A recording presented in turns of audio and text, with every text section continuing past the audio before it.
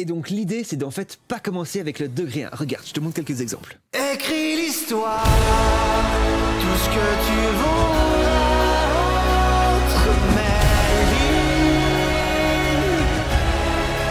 Ton territoire étendu si loin sur le mien.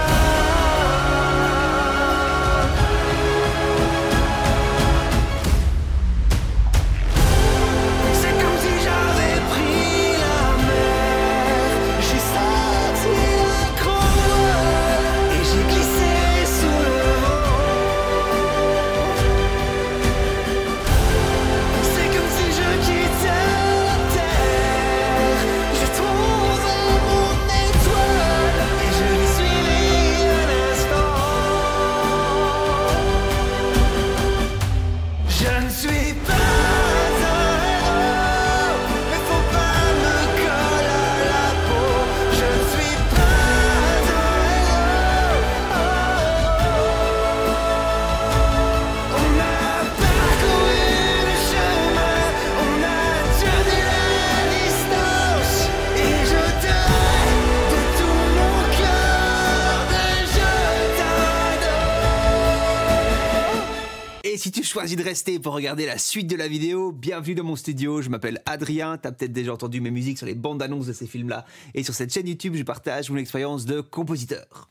Donc ici j'ai choisi 4 exemples de chansons, et on va voir qu'est-ce que j'ai fait pour que ça sonne aussi épique, uplifting, émotionnel, grandiose. Bien entendu, la réponse de l'éléphant au milieu de la pièce, c'est la présence de l'énorme orchestre symphonique sous stéroïdes, et donc ça c'est certain que ça joue un rôle et on va voir un petit peu plus tard dans la vidéo comment j'ai fait ça, mais il y a également quelque chose qui se passe au niveau harmonique, c'est-à-dire au niveau de la progression d'accords qui donne ce côté épique, en tout cas qui va un petit peu booster ce côté épique. Et donc je vais directement te spoiler, les accords que tu as entendus ici, eh bien ce ne sont pas ceux des musiques originales. Dans les musiques originales d'ailleurs, pour moi il y a 2 groupes. Écris l'histoire et Sous le vent, elles vont sonner plus épiques, plus émouvantes, plus émotionnelles. Elles vont donner éventuellement un peu plus de frissons que Je ne suis pas un héros ou Le chemin qui vont sonner plus rock, plus pop, plus carré. Elles ont toutes évidemment de l'énergie, mais voilà, l'impact émotionnel ne va pas tout à fait être le même. Et tu verras que c'est cette différence harmonique déjà existante dans 2 des 4 musiques ici, qui est ce qu'on va encore plus renforcer quand on va modifier donc la progression d'accords de ces 4 musiques pour essayer de maximiser l'impact epicness de ces 4 prises. Si on prend les progressions d'accords, donc les progressions d'accords originales de ces 4 musiques, on a ceci, et juste comme ça, c'est difficile de tirer quoi que ce soit comme conclusion. On voit qu'il y en a 3 qui commencent par un accord mineur, une qui commence par un accord majeur, mais jusque-là, c'est assez difficile de se dire, est-ce qu'on peut vraiment se dire que parce qu'on est sur un La mineur ou un Si mineur, ça va être plus épique qu'un Do mineur ou un Do majeur ? Non, c'est pas ça la réponse. Pour mieux comprendre ça, il va falloir qu'on regarde les relations de ces accords en termes de degrés au sein de leur gamme respective. Et on va faire un mini rappel sur ce que c'est que les degrés d'accords. Donc, top chrono, 30 secondes. Donc on a 12 notes. Hop, on va faire apparaître les 12 notes comme ça. Et les différents modes en musique vont nous permettre de sélectionner moins de notes que 12. Et donc, on va pouvoir sélectionner 5, 6, 7, 8 notes en fonction du mode qu'on choisit. La plupart du temps, c'est des modes à 7 notes. Et on va leur donner donc un numéro 1, 2, 3, 4, 5, 6, 7. Et donc, par exemple, si on part de Do et qu'on fait le mode majeur, eh bien, on découvre toutes les touches blanches du piano. On peut les nommer donc 1 à 7. Et à partir de chacune de ces notes, on peut créer un accord. 1, 2, 3, 4, 5, 6, 7. Et ceux-là, on va les nommer avec des degrés, donc des chiffres romains. En majuscule, ça va être les accords majeurs et en minuscule, ça va être les accords mineurs. Et donc, si on retourne à nos progressions d'accords, eh bien, on voit ici une différence. On voit que Je ne suis pas un héros et Le chemin, qui sont des chansons un peu plus rock, vont commencer avec le grand 1 ou le petit 6, donc c'est-à-dire l'accord qui donne le nom à la gamme majeure ou mineure. Donc moi je dis petit 6, pas petit 1, c'est-à-dire que ce sera beaucoup plus facile de tout comprendre dans cette vidéo-ci, et j'ai fait une vidéo d'ailleurs qui explique pourquoi je réfléchis comme ça. Et Écris l'histoire et Sous le vent, eh bien, elle commence avec un autre accord, en l'occurrence ici un petit 2. Et en fait c'est ça, ce petit tips harmonique qui va aider à rendre ce truc un peu plus uplifting, c'est de pas commencer avec donc soit le grand 1 en majeur, soit le petit 6 en mineur, mais de commencer en fait soit avec le petit 2, comme c'est le cas ici, soit avec le relatif majeur du petit 2. Et là tu dis « Ah, attends, je comprends plus !» Mais donc, c'est tout simple. En gros, les accords relatifs majeurs et mineurs, c'est simplement en fait des accords. Donc il faut qu'il y en ait un qui soit majeur et un qui soit mineur. Et ils vont être séparés par une tierce mineure. Et ils doivent tous les deux faire partie de la gamme en question. Et donc par exemple, si on est en Do majeur avec ces notes-là, et que je fais un accord de Do majeur, eh bien le relatif mineur de Do majeur, c'est un accord qui est une tierce mineure en dessous. On a dit que c'était des accords qui sont séparés par une tierce mineure. Et si je descends d'une tierce mineure, j'arrive sur la mineure. La mineure est le relatif mineur de Do majeur. Et évidemment, inversement, Do majeur est donc le relatif majeur de la mineure. Et donc, si je suis sur mon petit 2, qui est par exemple un Ré mineur si je suis en Do majeur, eh bien, je peux aller chercher un accord majeur à une tierce mineure. On a dit que c'était les tierces mineures qui les séparaient. Si je descends, je ne vais pas avoir un accord majeur, je vais avoir un accord diminué, donc je dois monter. Et là, je monte, j'arrive sur un Fa majeur. Et donc, oh, ça c'est bon. Et donc, le Fa majeur, c'est le relatif majeur de Ré mineur. Et donc, le grand 4 est le relatif majeur du petit 2. Et donc, c'est ça qu'on va faire. On va utiliser notre grand 4 comme premier accord de toutes ces musiques. Et donc, c'est ce que j'ai fait dans la démo. On va remplacer tous les premiers accords par un grand 4. Ça marcherait avec un petit 2, mais ça donne un côté un petit peu plus sombre. Le grand 4 va donner encore plus le côté genre oh, super épique. Et ce qui est très chouette justement quand on réfléchit avec ces degrés, c'est que c'est universel qu'importe la gamme. Parce que qu'importe la gamme dans laquelle on est, un grand 4 c'est un grand 4. Et on ne dit pas quel accord c'est. On dit juste quelle est sa relation par rapport au centre tonal dans lequel, autour duquel on tourne. Et donc justement, à propos de gamme, ici on va un petit peu changer de gamme pour être plus adéquat par rapport à ma tessiture de voix, en tout cas la tessiture de voix que j'avais envie de donner ici. Et donc d'ailleurs c'est ça aussi l'intérêt du choix de la gamme que tu vas choisir, c'est par rapport éventuellement à des timbres de tessiture de voix, si c'est un homme ou une femme qui chante, et si c'est un homme, est-ce que tu veux que l'homme il chante très aigu ou plutôt grave, et c'est la même chose avec un orchestre. En fonction de ta mélodie, en fonction des accords, en fonction du ressenti que tu veux donner, tu vas changer de gamme pour mieux adapter le ressenti que tu as envie de donner à la tessiture des instruments. Et donc ici, j'ai envie d'être au top de ma tessiture, le truc où je ne sais pas faire une note plus aiguë que ça, histoire de donner un maximum d'énergie et de volume dans ma voix et me faire casser la voix au moment où je chante pour renforcer encore plus le côté épique. Et donc voilà, j'ai choisi différentes gammes par rapport à ces mélodies-là, par rapport à ma tessiture de voix. Donc par exemple ici, pour Écrit l'histoire de Grégory Le Marchal, lui il le chante en mi mineur, il chante beaucoup trop aigu pour moi, et donc je descends de mi mineur à do dièse mineur, donc je descends d'une tierce mineure, là j'arrive à toucher les notes, et donc c'est comme ça que je choisis, parce que si on reste en mi mineur, je ne sais pas atteindre ces notes-là, je vais donc chanter un octave en dessous, mais donc si je chante un octave en dessous, il y a moins d'énergie, et donc ça ne va pas, ça ne va pas. Ce qui ne va pas dans le sens de l'émotion que j'ai envie de donner, parce que j'ai envie de donner la sensation qu'il y a beaucoup d'énergie et que c'est super épique. Donc voilà, c'est ça, ce genre d'explication de quelle gamme on choisit. Et ensuite, après notre grand 4, qu'est-ce qu'on va mettre comme accord? On va faire une chanson à la fois. Pour Écrit l'histoire, on avait un 5 et puis un 6, et en fait, ça marche très bien de faire 4, 5, 6. Et donc ici, en do dièse mineur, ça donnerait...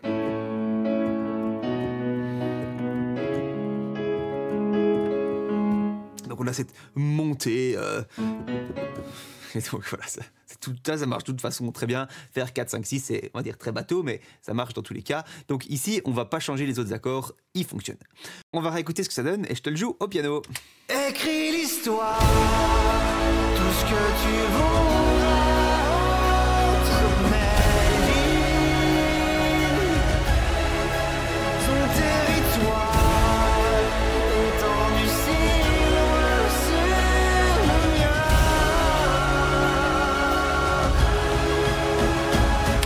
Donc tu peux entendre dans l'harmonique, c'est un peu plus riche que simplement ça. Parce que j'ai utilisé tout un tas de suspensions. Je fais des 6-2, puis 6-2, 6-4, et puis je résous. Donc je fais... Mais ça sera pour une autre vidéo, sinon ça va être trop compliqué. Donc voilà, en gros, il y a moyen d'enrichir avec des suspensions des progressions d'accords qui peuvent paraître bateaux. Pour Sous le vent, là par contre, on va un petit peu simplifier. On avait des accords de passage, des notes dans la basse de passage, on va les virer, hein, histoire de faire des longs accords bien simples, bien bourrins. Donc on va pas mettre les petits accords de passage, on va simplement mettre 4 accords. Et on commence donc avec un 4. Dans la musique, initialement, après le petit 2, on avait un 4. Et donc là, il va falloir changer l'accord parce qu'on n'a pas envie de faire 4 et puis de nouveau 4. Et donc, qu'est-ce qu'on peut faire? Eh bien, ça marche toute façon de faire d'aller de tierce en tierce. Et donc, on va monter d'une tierce, on va arriver sur un petit 6. Et puis ensuite, on peut garder le 1 et le 5, ça marchera d'office. Et donc ici, on est en La mineur, et donc notre grand 4, c'est un Fa. Et donc, ça va donner puis petit 6. 1. Ça marche d'office.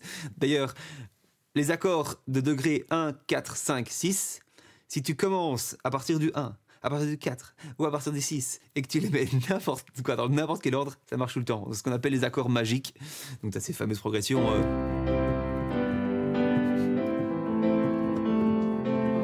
Tout ce genre de trucs là, ça marche. Donc ici, voilà, on a juste été glissé un petit 6 pour faire une progression d'accords magiques et ça marche. Donc on va garder ça. On se la réécoute et je te le joue au piano. C'est comme si j'avais pris la mer. J'ai senti la grande et j'ai glissé sous le vent. Voilà. Ça tourne en boucle comme ça. Et là, pareil, pour remettre un peu d'intérêt harmonique et pas avoir un truc aussi bateau que ça, je fais un Fa 9, et puis je fais un La mineur 7, et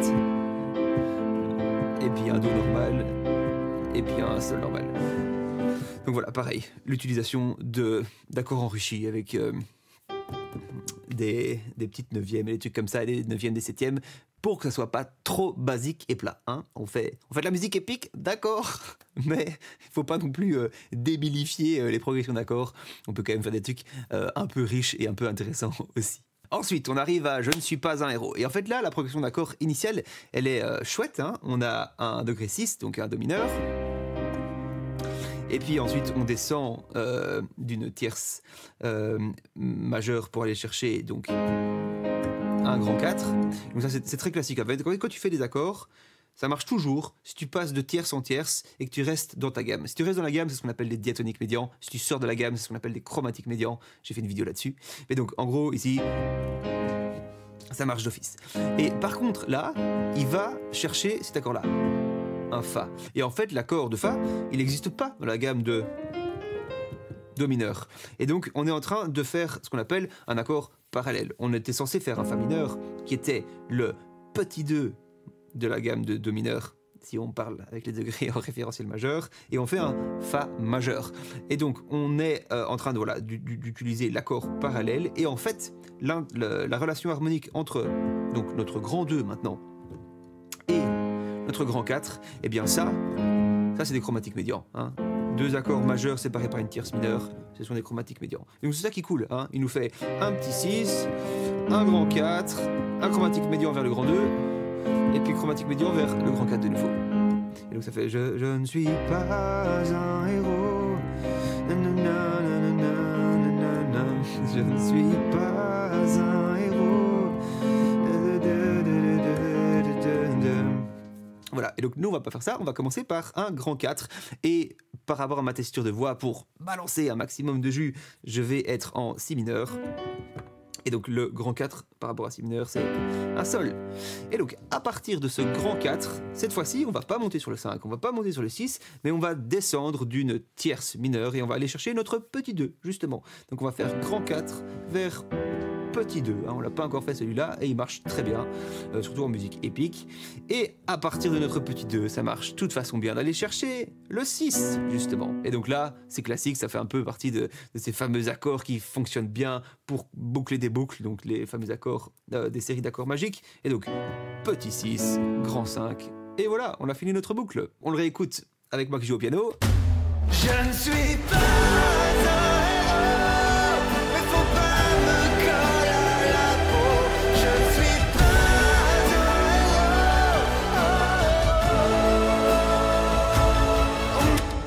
Il va de soi que le choix de ces accords après notre grand 4, eh bien, il va évidemment dépendre de la mélodie ici qui nous est imposée par les chansons originales. Et donc, il y a des moments où cette mélodie, elle va pas fonctionner avec certains accords, et donc tu vas devoir aussi un peu à l'oreille, ou théoriquement si tu as envie, choisir les accords qui fonctionneraient avec la mélodie en question. Mais comme ça, là, je te montre quelques exemples. Et donc ici, justement, pour le chemin, on va assez fort changer en fait la progression d'accords, et en fait on va garder la même que ce qu'on a fait pour Je ne suis pas héros. D'ailleurs c'est marrant, ça se fondait bien l'un dans l'autre, donc j'ai gardé exactement la même série d'accords. Donc ça va toujours être Sol, puis Mi mineur, et puis Si mineur, puis La, et donc ça correspond à notre donc grand 4, petit 2, petit 6, grand 5. Sauf que à la base, eux, ils sont en Do majeur, et ils nous font un truc bien archi-classique, quoi, presque archi-classique. Ils font quand même l'effort. Quoi, l'effort, non, ils mettent quand même un petit 3. Mais donc ils nous font le classique, hein, Et puis là, oh, attention, et puis il recommence. Et là, le gros classique.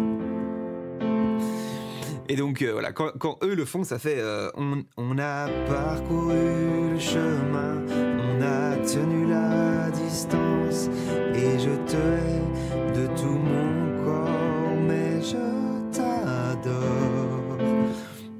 Donc nous on veut que ça soit moins pop. Et donc une des choses aussi qu'on peut faire pour que ça soit moins pop et plus épique, que j'ai pas dû encore faire, c'est de tout ralentir. On va faire des accords 2 fois plus longs. D'ailleurs, pour ceux qui écoutent un peu du métal, dans les gros breakdowns de métal, c'est souvent ça. Tu vois, t'as les genre tout le monde qui est en train de jouer. Tu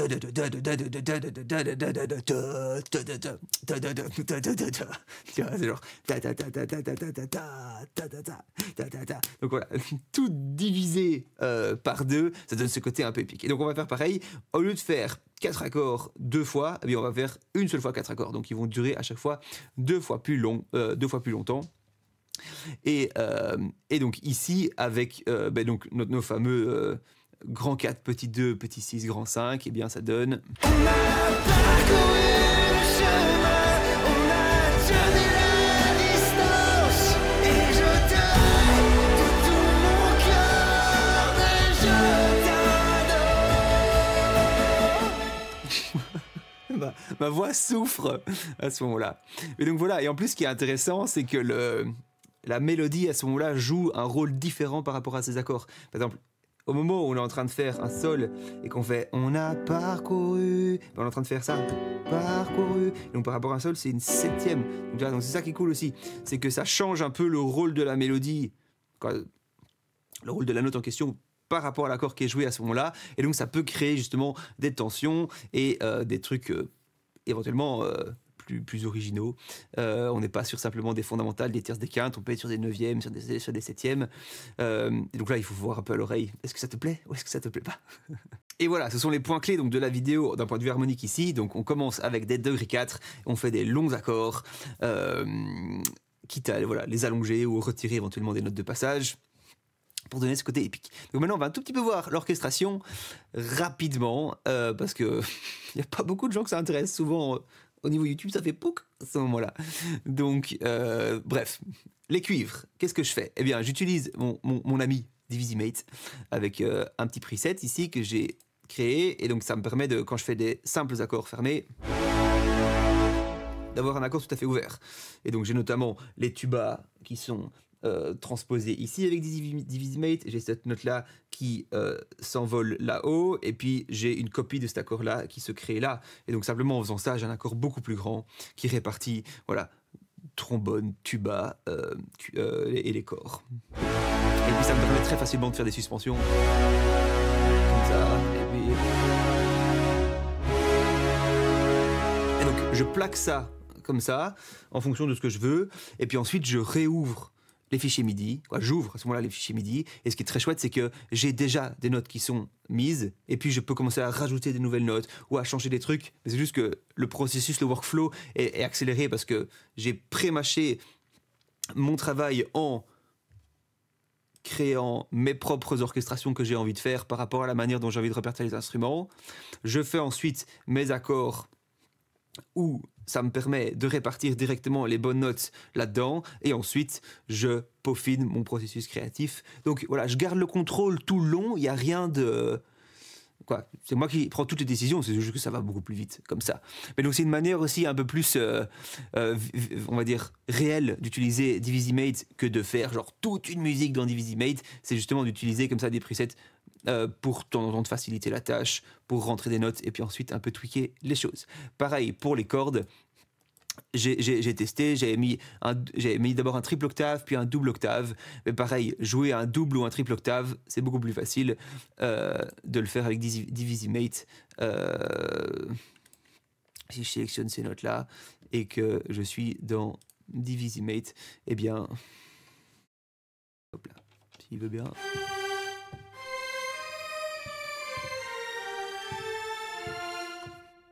Donc voilà, ça aussi c'est une autre manière de faire en sorte que ça soit plus simple. Pour les chœurs, là je pense que j'avais pas utilisé Divisimate, j'ai fait moi-même les accords.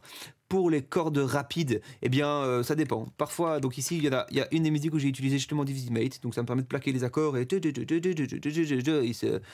il se balade entre ce que j'ai fait. C'était cette musique-là pour la première.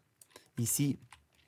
Ça, ben je veux de toute façon qu'il fasse à chaque fois un truc qui descende, qui prenne toutes les notes. Et donc là, simplement, je plaque l'accord en question et avec Divisimate, il fait bon ta ta ta ta ta et puis je bouge mes notes et il me les met directement. Donc voilà, c'est une manière aussi d'utiliser Divisimate pour aller un peu plus vite parce que forcément, quand t'es comme ça, c'est très vite chronophage en fait de faire copier-coller, de prendre des trucs. Ah, on est dans quel accord maintenant? Ok, tac, tac, tac, tac, tac. C'est quand même beaucoup plus simple. À partir du moment où tu sais que tu veux de toute façon faire en sorte que par exemple ici, ton pattern passe par toutes les notes, ben, tu les plaques toutes et puis il te les met quoi. Donc voilà.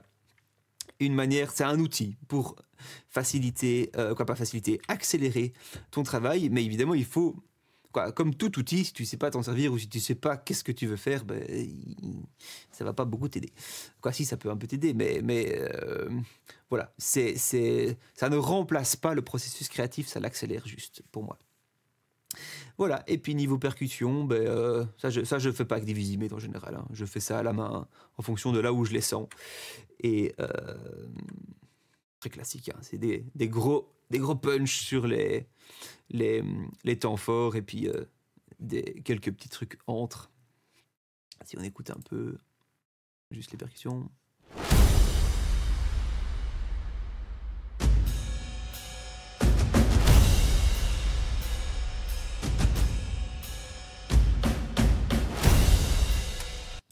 Voilà, rien de très sorcier, mais c'est efficace. Voilà, les fichiers MIDI et audio se trouveront sur ma page Buy Me a Coffee si tu veux décortiquer tout ça. Il faudra juste faire attention à bien mettre les bons tempos, hein, parce qu'il y a des changements de tempo dans cette musique. Donc la première ici, c'est 89,5 et puis tout le reste, c'est 70. Ou 70, comme on dit en Belgique. Voilà, j'espère que tu as appris quelque chose. N'hésite pas à t'abonner. Ciao, ciao!